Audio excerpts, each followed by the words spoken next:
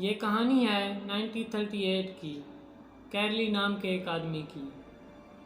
वो उस कंट्री का बेस्ट पिस्टल शूटर था और वो आर्मी में था।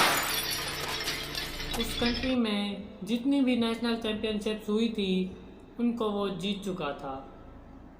1940 में जो ओलंपिक्स होने वाले थे, ऑलमोस्ट सबको कंफर्म था कि ये गोल्ड मेडल कैरली को ही मिलेगा और उसने सालों से ट्रेनिंग की हुई थी।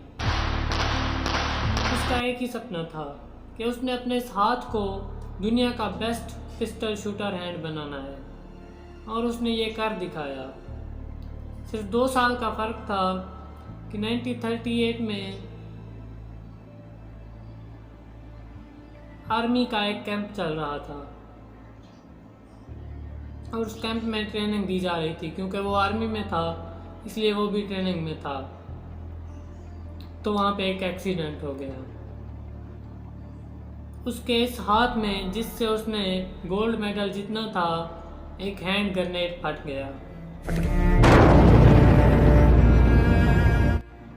और वो हाथ चला गया। उसके पास 2 रास्ते थे, या तो वो उसको लेकर जो चला गया सारी ज़िंदगी रोता रहता या कहीं जाके छुप जाता,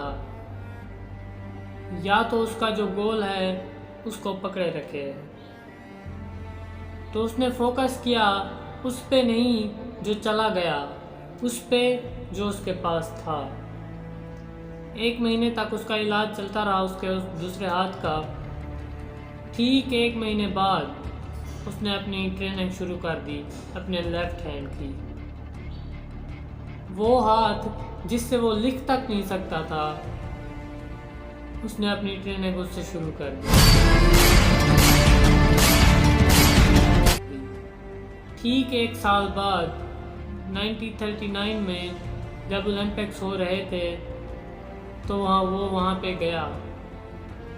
तो वहाँ पे बहुत सारे पिस्टल शूटर्स थे। उन्होंने जब उसे देखा तो उसे कंग्रेचुलेट किया कि इतना कुछ होने के बाद तुम यहाँ पे आए हो हमारा हौसला बढ़ाने के लिए। वहाँ पे किसी को पता नहीं था कि वो 1 साल से अपने इस हैंड की, लेफ्ट हैंड की ट्रेनिंग कर रहा है। तो उसने जवाब दिया कि मैं यहाँ पर आपका हौसला बढ़ाने नहीं, मैं तुम्हारे साथ कम्पीट करने आया हूँ, तैयार हो जाओ।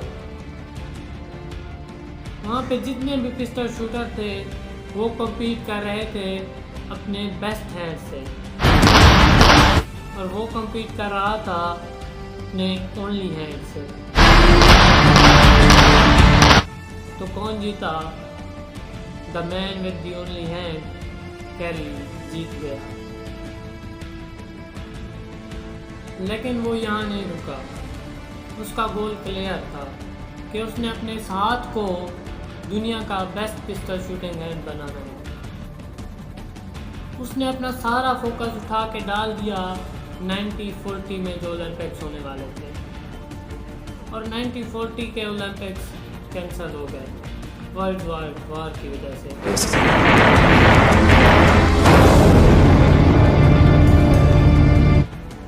और उसने सारा फोकस उठा के डाल दिया 1944 में जो ओलंपिक्स होने वाले थे,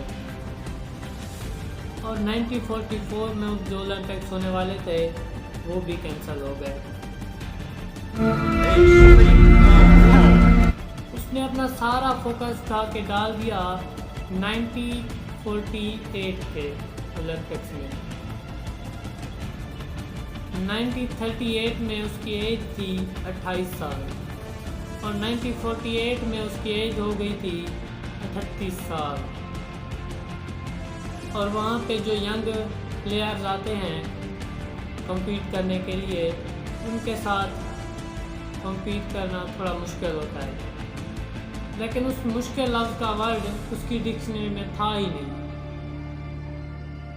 वो गया, वहाँ पर वर्ल्ड के बेस्ट शूटर्स आए हुए थे और वो compete कर रहे थे अपने बेस्ट हैंड से, और ये compete कर रहा था अपने ओनली हैंड से। तो कौन जीता? The man with the only hand Karoly जीत गया। लेकिन वो तब भी नहीं रुका। 1952 ओलंपिक्स दोबारा कम्पीट, लेकिन इस बार गोल्ड मेडल कौन जीता? The man with the only hand Karoly. लेकिन वो तब भी नहीं रुका। 4 साल बाद दोबारा कम्पीट,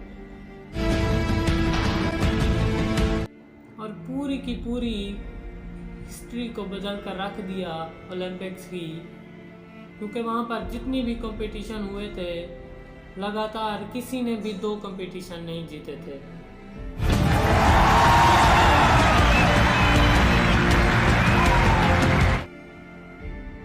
एक तरफ हम किसी के लूज़र के पास जाएं, उसके पास 1000 वजह होगी वो ना करने की जो वो करना चाहता है, एक लंबी सी लिस्ट होगी। और एक तरफ हम किसी विनर के पास जाएं, उसके पास 1000 वजह होगी वो ना करने की, और एक वजह होगी वो करने की जिससे वो कर जाएगा।